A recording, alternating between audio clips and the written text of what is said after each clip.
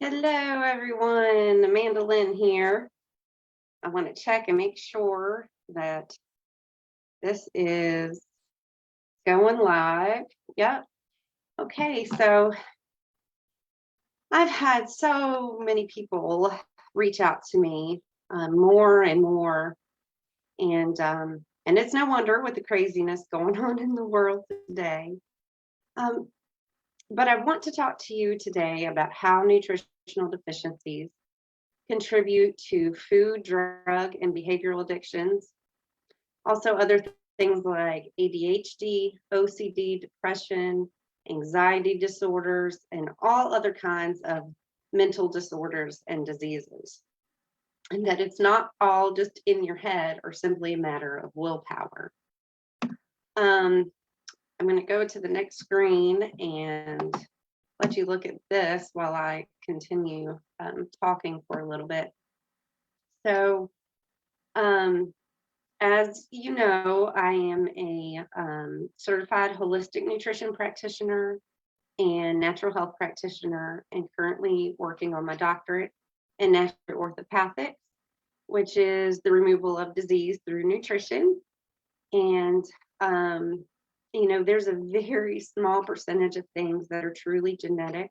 Most of our diseases are a result of nutritional deficiencies and imbalances in our body, and those tend to snowball. And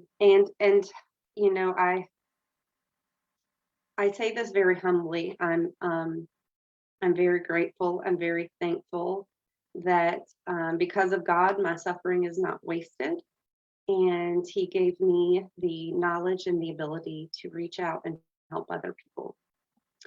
So I'm bringing you this. If you're struggling with any kind of mental, emotional impairment, disease, disorder, whatever the case may be, depression, addiction, anxiety, even ADHD, schizophrenia, whether it's you or someone you love, I hope that this brings you hope and encouragement and allows you to leave judgment behind and have more love and compassion for yourself and for the people that you love, and that you want to get well and stay well. Okay, so let's take a look at this. Now, this chart is truly what ignited me. I feel I was led to this, that got me on my journey and on my path to go back to school.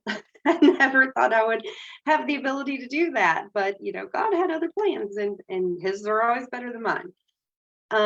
So what I want to draw your attention to here, I want you to look at these amino acid deficiency symptoms. Okay. So let's go down the line here. We see deficiency symptoms associated with a crave for comfort and pleasure, desire for certain food or drugs. Down here we have depression, low energy, lack of focus and concentration, attention deficit disorder. And down we have low self-esteem, obsessive compulsive or OCD behaviors, irritability or rage, sleep problems, afternoon or evening cravings, negativity, heat intolerance, fibromyalgia, SAD, or winter blues. On down, we have feelings of being stressed out, nervous, tense muscles, trouble relaxing, stress, mood swings, and hypoglycemia. Okay, so let's go over here to the far left column, all right?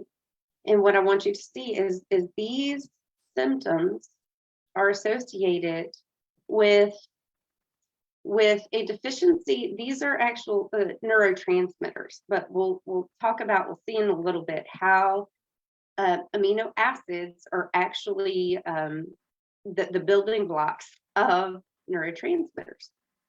Okay, so a deficiency in these causes certain addictions, behaviors, cognitive impairments, and so forth. So for those of you who know or have been around or been exposed to any knowledge about addiction, you may have heard the phrase drug of choice. And so, so I want to show you this. So right here we have a specific deficiency that's specifically related to a heroin addiction. Now, some of these you'll see repeatedly, such as sweets, starches, and alcohol, and tobacco as well as in most of these. But there's a specific deficiency related to heroin addiction, specific one for caffeine, speed, or cocaine, specific one for ecstasy. There's a specific deficiency for Valium. Okay, and as I said, some of these are repetitive. Some of us have an addiction to aspartame, which is artificial sweetener in Diet Cokes and other diet sodas and things like that. Many of us have addictions to starches, okay, to carbs, also to sweets. There's a lot of people with tobacco addictions, okay. But I want you to see that there's a correlation between specific deficiencies, okay? So, so what happens when we address these?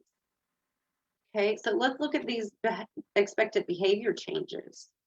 Anti-craving, mild antidepressant, mild improved energy, pain relief, increases pleasure, reward stimulation, anti-craving, antidepressant, increased energy, improved mental focus, anti-craving, antidepressant, anti-insomnia, improved appetite control, improvement in all mood and other serotonin deficiency symptoms, calmness and relaxation, anti-craving, anti-stress, level blood sugar, and mood. Okay.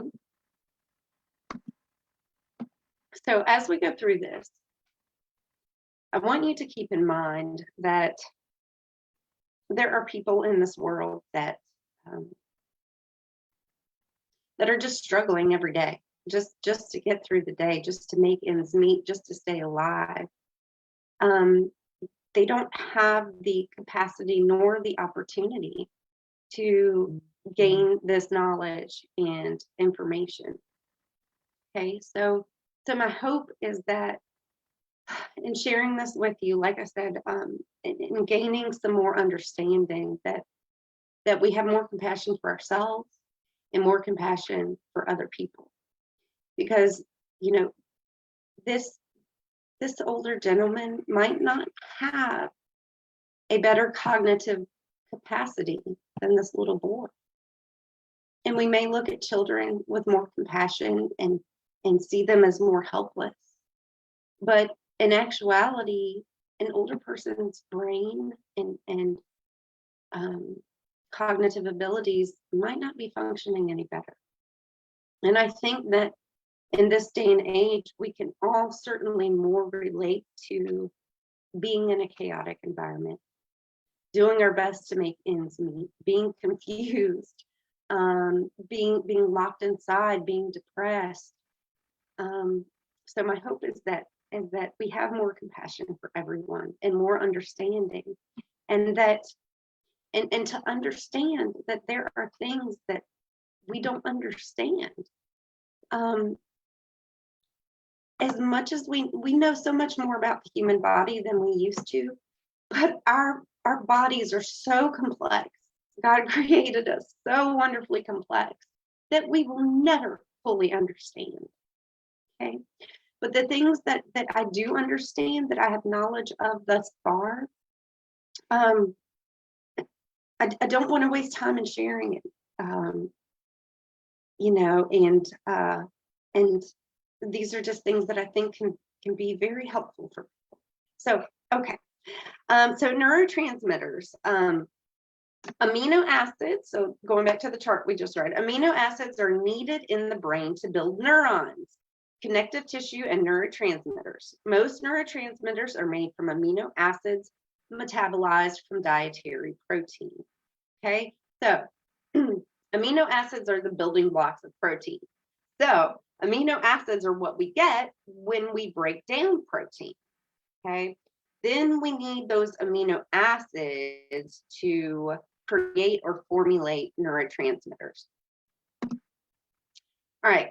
The brain needs neurotransmitters to regulate many necessary functions. Okay. So we often associate neurotransmitters that we're familiar with, like dopamine, serotonin, those types of things, with our emotions. But we need neurotransmitters to regulate simple bodily functions like heart rate, breathing, sleeping, digestion, mood, concentration, appetite, muscle movement. Okay. Blood pressure, so many different things. So what I want you to understand in that is that people that have addictions, there are neurotransmitters associated with those that regulate autonomic systems, things that our body automatically does, like our heartbeat and our breathing. Okay. So this is why someone who is truly addicted to alcohol, we cannot simply just take away the alcohol, because that person may die. Okay. If their bodies become so dependent on the serotonin and different things that they get from that alcohol, that regulates their heart rate, their breathing, their blood pressure, and we suddenly take that away because their body stops producing that if they're getting it from a different source. So we suddenly take that away and this person could die. Okay. So this is why, and I'm speaking of, food addictions and especially drug addictions. These override the basic essentials of life. Okay. So someone who is truly addicted to the substance, that substance is now more important than food, water, and shelter. Okay. So, I don't know how many of you have gone, how long you've gone without food, or if you've tried to fast before or go on a diet before, and you can only go so long before you just can't hold yourself back anymore. Okay. This is what it's like for someone who's truly addicted to a substance. It takes precedence over the basic essentials of life. Okay, their brains and their bodies are telling them this is what they need to survive more than anything else. Okay, so it's not just simply a matter of willpower and love. I think a lot of people, including myself, who don't understand, we think, well, just if they would just try harder, or if they would just, love their kids more, they'd give themselves together. And kids, goodness, they probably think, gosh, if my mom or dad just loved me more, they'd control their anger, or they would pay attention to what I'm saying, or they would stop drinking, or they'd stop doing drugs. And it's what I'm wanting you to understand is it's not just a matter of willpower or love. Again, these addictive substances, food and drugs included, take over.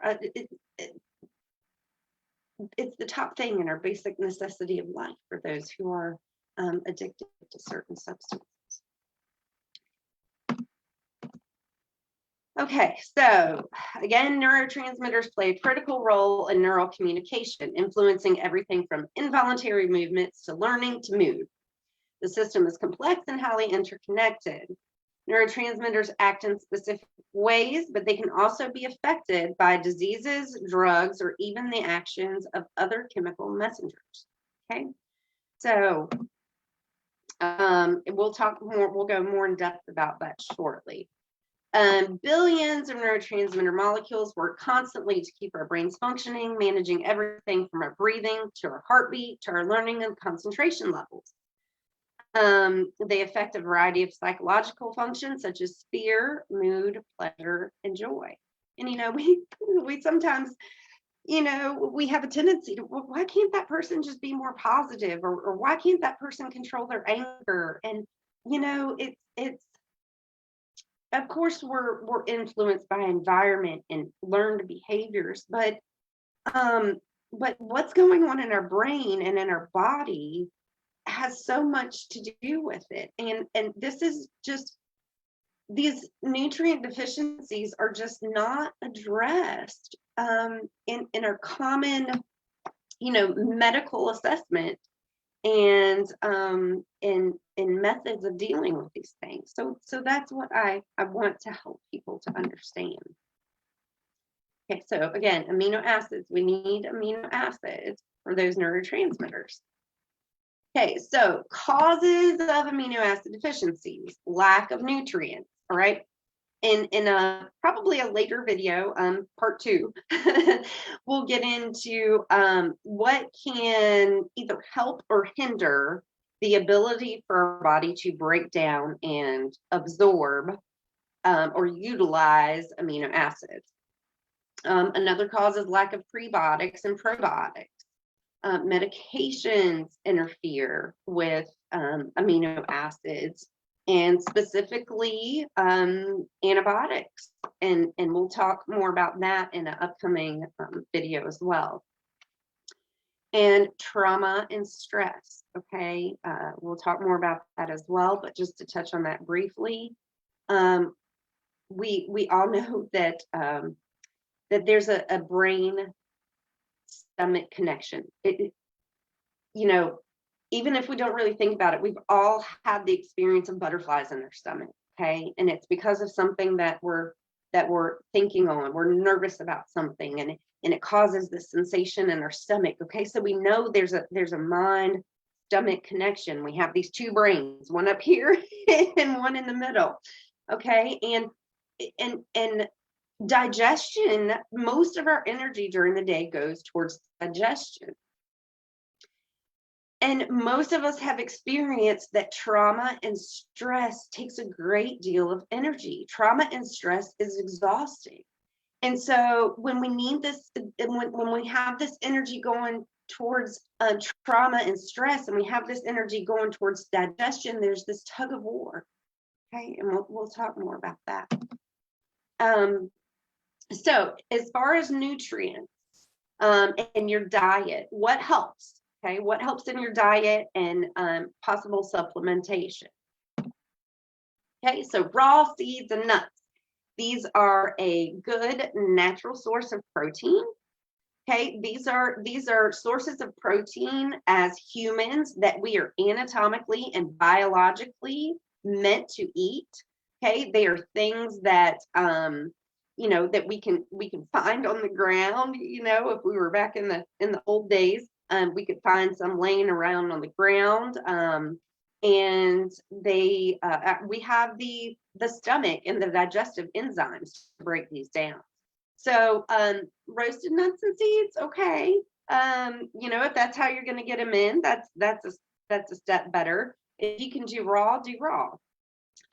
If you're eating nuts, pay attention to the labels. The less ingredients, the better. Okay. Sometimes you'll find bags that say roasted almonds, and that's the only ingredient, or roasted almonds and sea salt, maybe. But then you'll find a different brand that says roasted almonds, sea salt, sunflower oil, and da da da da. All this other stuff. So the least amount of ingredients, better. Okay. Now, believe it or not, so many vegetables and fruits are rich in amino acids. And again, those are the foods that our bodies are meant to break down. Okay. So think back way to the beginning of time, prior to caveman days. All right. Before we had tools for digging and hunting tools and utensils and pots and pans and all that stuff, what would we just be able to eat just with our human self? Okay, so these are the things that is meant to give nutrients to our body and heal our body.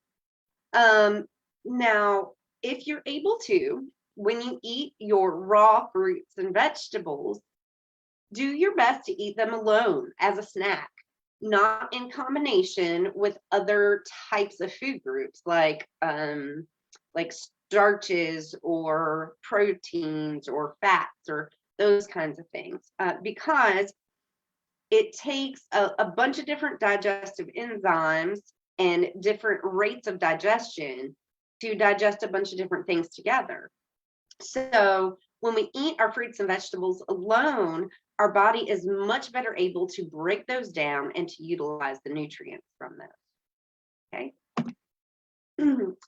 So again, just keep in mind what the things that are going to heal our body and give nutrients to our body are the things we are designed to eat. We don't have claws, we don't have fangs. We're likely to go after a piece of fruit or vegetable than, attack a cow left to our own self, right?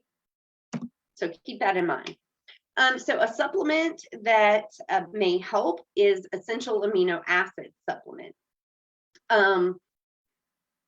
Because I get it, there's, gosh, a lot of you are probably thinking, I don't even like vegetables. And there's no way I could eat raw nuts and that type of thing. So sometimes we need a crutch. Essential amino acids, a supplement of those might benefit you very much. And I would recommend taking that first thing in the morning on an empty stomach.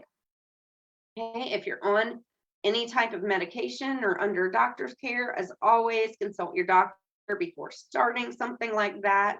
To the best of my knowledge, I've never known amino acids to interfere with any type of medication. But again, if you're under a doctor's care, please talk to your doctor about things. Okay, and this is just an example. This is actually one that I take myself. It doesn't mean you have to take the same one. I just do research on the things that I get. I order this off of Amazon. So again, just keep in mind that we just understand that there are things we don't understand. And I hope that understanding this a little bit more will help you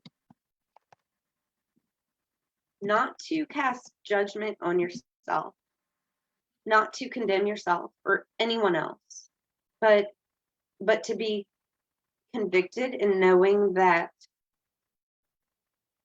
there are things that you can do, and to have compassion on yourself and on those around you, and realize that these, even just emotions, anger, negativity, some of these things aren't just how people choose to be. No, I don't believe anybody just chooses to have a drug or food addiction. No one chooses to have an anger problem. No one chooses to, have attention issues.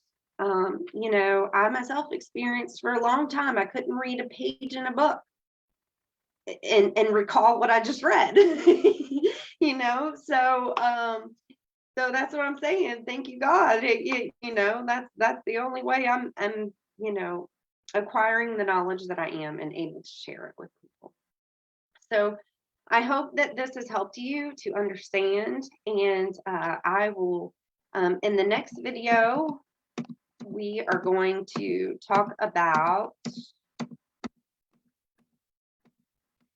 what helps to digest and assimilate these amino acids so that our bodies can make these neurotransmitters.